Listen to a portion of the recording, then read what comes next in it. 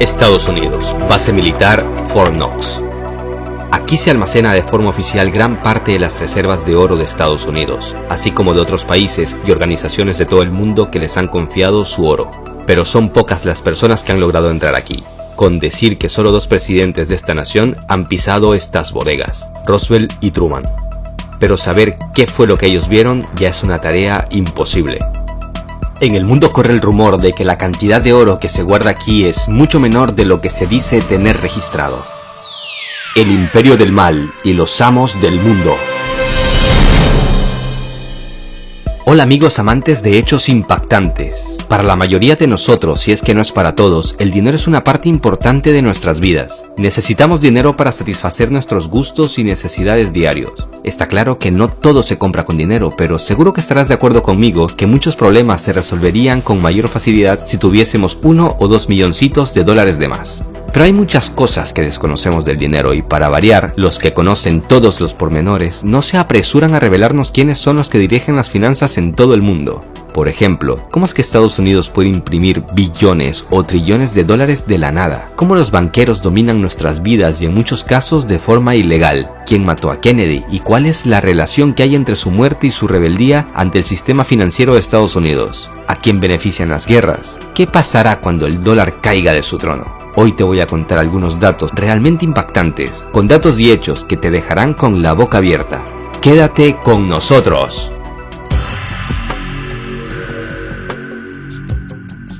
Mucha gente cree que el dinero es impreso por los estados, pero en realidad eso está lejos de ser así. La mayoría de los gobiernos no tienen el control de la impresión del dinero.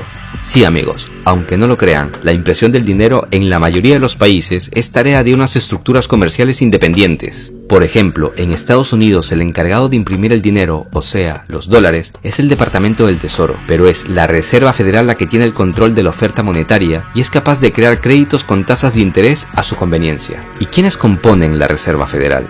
Pues entre sus dueños aparecen apellidos como Rothschild, Rockefeller, Lehman, Goldman Sachs, y lo peor de todo es que no trabajan en interés del pueblo estadounidense, pues este está endeudado con ellos por una cantidad estratosférica de más o menos 7 billones de dólares. ¿Por qué?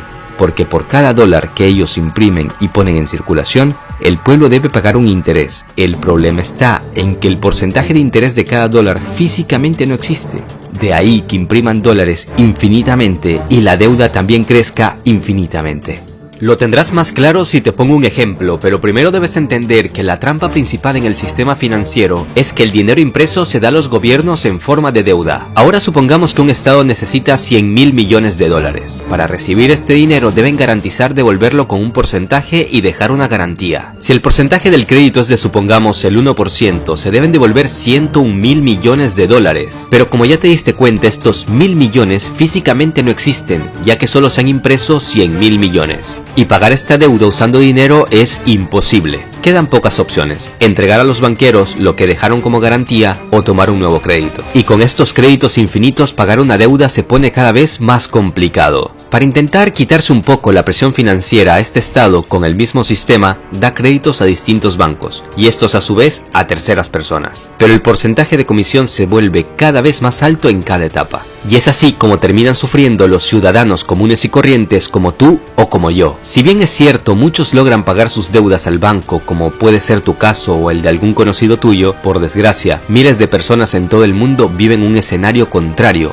al no poder pagar sus deudas. Como resultado pierden sus bienes y se quedan en la calle. Por ejemplo, solo en 2017 los bancos en España les quitaron sus casas a más de 22.000 familias, debido a que no podían pagar sus hipotecas, y los datos registrados en la década anterior eran mucho peores. El sistema financiero está construido de tal manera que los más ricos, empezando por los banqueros, reciben su tajada a costillas de los más vulnerables, los cuales terminan siendo esclavos del sistema por míseros salarios que van a parar a los bancos para pagar sus créditos. Los bancos de todo el mundo tienen algo muy claro, es algo así como una regla no escrita. Les resulta más rentable que sus deudores no siempre puedan hacer sus pagos a tiempo, ya que deberán pagar un interés por demora, o mucho mejor si pasados los años no pueden pagar sus hipotecas, ya que se quedarían con sus casas. A estas alturas estoy completamente convencido de que todo se pudo haber hecho de otra manera.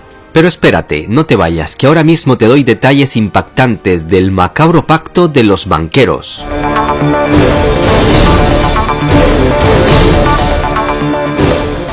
Pero empecemos por el principio, veamos la raíz de toda esta espeluznante historia.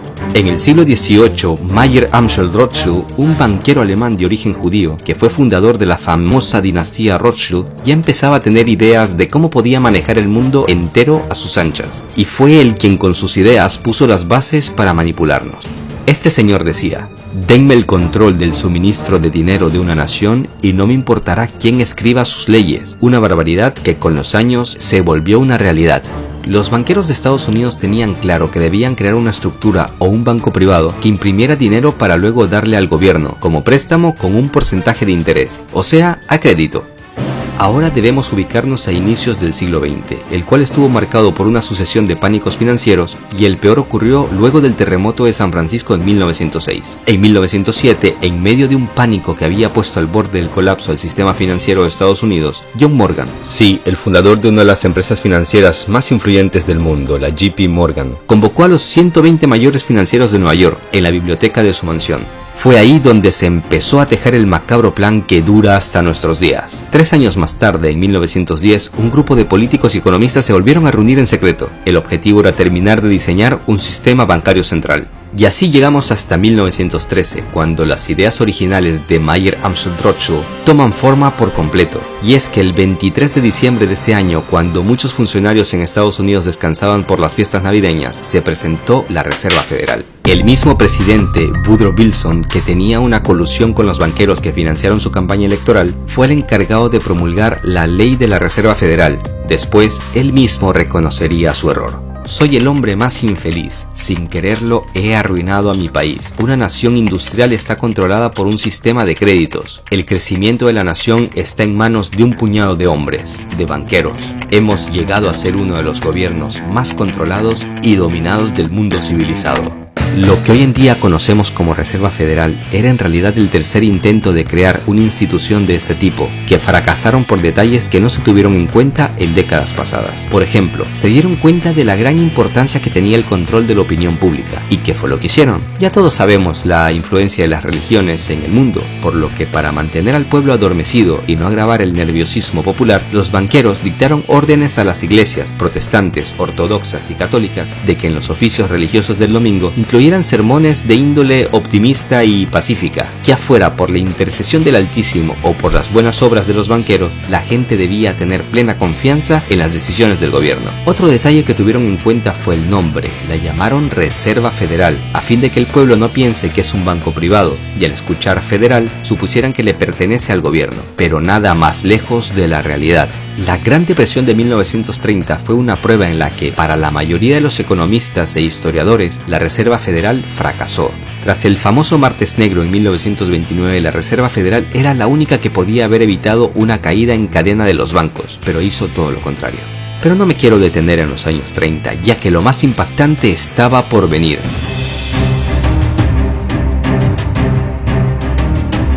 En 1944, mientras el mundo era un caos y se llevaban a cabo las últimas sangrientas batallas de la Segunda Guerra Mundial, Estados Unidos surgía como la economía más fuerte del mundo. Los Estados Unidos no estaban sufriendo las destrucciones de la Segunda Guerra Mundial, tenían una industria manufacturera poderosa y sus arcas se enriquecían vendiendo armas y prestando dinero a los combatientes aliados. Al ser la mayor potencia mundial y una de las pocas naciones poco afectadas por la guerra, estaba en posición de ganar más que cualquier otro país con la liberalización del comercio mundial. Se estimaba que la vuelta a la paz traería una depresión como la de los años 30 debido a la vuelta de los soldados de todos los países participantes de la guerra al mercado de trabajo, y la producción bélica estadounidense se estancaría. La guerra no había acabado y Estados Unidos ya sabía cómo enriquecerse más a expensas de los que más sufrieron durante la guerra. Se trataba de la creación de un acuerdo que garantizara la prosperidad de Estados Unidos para las siguientes décadas. Fue así como a mediados de 1944, cuando la Segunda Guerra Mundial no había acabado, se reunieron unos 730 delegados de 44 países en territorio estadounidense, en concreto en Bretton Woods, a fin de definir el futuro financiero del mundo. No en vano, las resoluciones monetarias que se firmaron ahí se conocen mundialmente como Acuerdos de Bretton Woods. La historia de este acuerdo es bastante interesante y muestra la astucia de Estados Unidos. No te vayas, que si aún no te he sorprendido, ahora sí que lo lograré. La mayoría de los participantes de esta conferencia eran países que todavía eran colonias europeas y cuyos representantes no velaban por los intereses de sus pueblos. También participaban países latinoamericanos cuyos gobernantes cumplían lo que desde Washington se les dictaba. Por otro lado, los países aliados de la Unión Soviética que participaron no ratificaron luego los acuerdos, ya que era un notable y descarado acuerdo a beneficio de Estados Unidos. Para que te hagas una idea, en los acuerdos se decidió la creación del Banco Mundial y del Fondo Monetario Internacional, usando el dólar estadounidense como moneda de referencia internacional. También se adoptó un patrón oro, en el que Estados Unidos debía mantener el precio del oro en $35 por onza, y se concedió la facultad de cambiar dólares por oro a ese precio sin restricciones ni limitaciones. Al mantenerse fijo el precio de una moneda, el dólar, los demás países deberían fijar el precio de sus monedas con relación a esta. Bravo gringos, jugada maestra. Sucia pero maestra. Gracias a los acuerdos de Bretton Woods, el dólar ganó su estatus de moneda mundial y por eso, desde entonces, en casi todos los intercambios monetarios de importaciones y exportaciones a nivel mundial se usa el dólar. ¿Y quién sale ganando? La Reserva Federal, por supuesto. Pero eso no es todo, amigos, ya que Estados Unidos estaba a punto de traicionar a todo el mundo con una decisión atroz. ¿Quieres saber de qué se trata? Pues allá vamos. Por cierto, en un video anterior contamos detalles del oro y el dólar que debes saber. Te dejo el enlace en la descripción de este video. Te aconsejo verlo. Como ya sabemos ahora, gracias a los acuerdos de Bretton Woods, el dólar estaba respaldado por oro desde 1944, pero en 1955 inicia la guerra de Vietnam y Estados Unidos imprimía y enviaba al exterior miles de millones de dólares para financiar esta guerra. Ya por los años 60 algunos empezaban a sospechar que la cantidad de dólares impresos en el mundo era muchísimo mayor que la cantidad de oro, es decir, que si todos los poseedores de dólares en el mundo empezaban a comprarle oro a Estados Unidos no hubiese podido cumplir con su promesa del acuerdo de 1944. Es por eso que en 1965 empieza el caos. Pero vayámonos unos años antes de todo esto. Francia fue el primer país que tomó un crédito del FMI en 1947. Su ejemplo lo siguieron otros países europeos. Como resultado, los países del viejo continente tenían en sus manos dólares con mucho peso en el mundo, pero sus propias monedas iban perdiendo su valor. La inflación y la subida en los precios en los siguientes años empezaron a ser el principal problema de los países europeos. Fue así como decidieron empezar a hacer más fuertes sus propias monedas. En los siguientes años se llevaron a cabo reformas monetarias en Bélgica, Austria, Francia, Holanda, Dinamarca, Noruega, Finlandia. Sus monedas empezaron a recuperarse y estos países empezaron a deshacerse de los billetes verdes impresos con los rostros de presidentes de Estados Unidos. Los líderes europeos se preguntaban, ¿y ahora qué hacer con estos dólares? Esta guerra contra el dólar empezó el 4 de febrero de 1965. En una reunión en Bélgica, el presidente de Francia, Charles de Gaulle, recordó a Estados Unidos sobre su promesa de poder cambiar dólares por oro con el precio fijado en 1944, $35 por onza. Estados Unidos, por su parte, y muy educadamente, le recordó que los socios de la OTAN no se comportan de esa manera, y Francia lo amenazó con salirse de la OTAN. En marzo de 1965 llega a Nueva York un barco con bandera francesa con una carga inusual. En su interior había 750 millones de dólares en billetes estadounidenses. Lo acompañaba un segundo barco con el mismo cargamento. Los franceses querían devolver 1.500 millones de dólares a Estados Unidos y recibir a cambio oro, tal como había quedado estipulado en el acuerdo de Bretton Woods.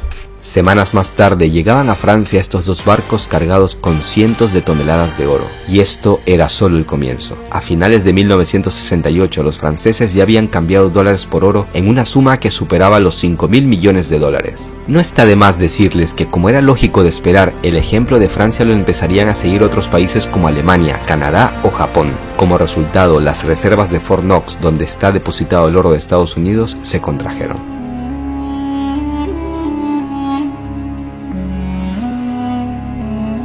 A principios de los 70 en Washington intuían que algo grave estaba a punto de pasar. Debido a que el dólar estaba sobrevalorado, necesitaban una solución. En mayo de 1971 el presidente Nixon viaja a Arabia Saudita para convencer al rey, o mejor dicho para amenazarlo, de que ellos, junto con los países de la OPEP, negociaran el petróleo solo en dólares. Si los árabes aceptan, recibirán a cambio protección militar, entre otros favores. Si se niegan, se verían amenazados con una intervención inventando, claro, cualquier excusa en contra de Arabia Saudita. A estas alturas ya sabemos el camino que eligió Arabia Saudita. Entonces Nixon regresó a casa con un as bajo la manga, y en agosto de ese año, en 1971, Nixon anuncia al mundo que temporalmente abandonaba los tratados de Bretton Woods y que por lo tanto ya no se podría comprar oro con dólares. A raíz de esta decisión, por primera vez en la historia las divisas carecían de respaldo alguno. Pero como decía al principio, uno de los factores que más influyó a tomar esta decisión fue la guerra de Vietnam, con la cual se estaban gastando las reservas estadounidenses debido al gran gasto militar. Ello sumado al hecho de que muchas potencias mundiales como Francia empezaban a cambiar sus dólares por oro. Si bien el dólar ya no estaba respaldado por oro, el trato con Arabia Saudita le iba a dar cuantiosas ganancias hasta el día de hoy. No en vano, por esas fechas nació lo que hoy conocemos como petrodólar. ¿Por qué los banqueros de Estados Unidos resultaron ser los grandes ganadores? Porque desde 1913 se acogieron al monopolio de impresión de dinero y el gobierno se vio obligado a comprarles el dinero a ellos a crédito. Para que tengas una idea te dejo un dato impactante. Con una moneda de 25 centavos de dólar, ellos ganan unos 22 centavos netos más el interés que les pagan, ya que fabricar una moneda de 25 centavos cuesta menos de 3 centavos de dólar. Ahora hazte una idea del valor real de un billete de 100 dólares. Esto es el negocio del siglo. O mejor dicho, el robo del siglo.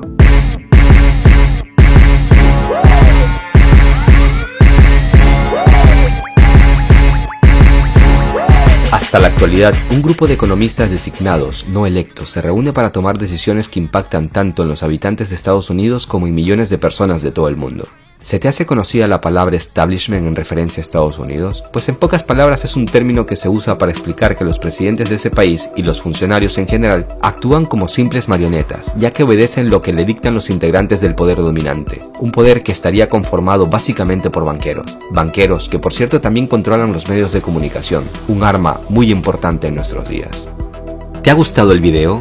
Pues déjame decirte que esto no ha sido todo, se viene una segunda parte. Suscríbete al canal para que no te pierdas esta serie que he llamado El Imperio del Mal y los Amos del Mundo. En el siguiente video de esta serie te hablaré de unos hechos que seguramente desconoces. Kennedy será nuestro protagonista y además te haré unas recomendaciones que seguro te servirán para toda tu vida. El mundo empieza a cambiar muy rápidamente y hay que estar preparados. Venezuela ha excluido el dólar de su sistema cambiario. Rusia y China ya han empezado a dejar a un lado a esta moneda. ¿Quién más se sumará? ¿Irán? ¿Siria? ¿La India? ¿Brasil? ¿México? ¿Quizás todos los países de la OPEP? Estados Unidos empieza a tener asperezas con Arabia Saudita. Eso seguramente se debe a que los árabes ya no cumplen el papel que sí cumplieron en los 70, me refiero a los petrodólares. Por otro lado, Tesla empieza a ganar terreno con sus autos eléctricos y las petroleras empezarán a perder mucho si la gasolina ya no es el alimento principal de los autos. ¿Qué otros avances se vienen? ¿Cuál es el plan de Estados Unidos si el dólar pierde su estatus mundial? ¿Acaso estarán tramando una guerra? Estos solo son algunos de los puntos de los que hablaremos en el siguiente video. Dale like y déjame tus comentarios. Tu opinión me interesa. Puedes complementar el video con otra información relevante si lo deseas. Un abrazo a todos. Hasta la próxima.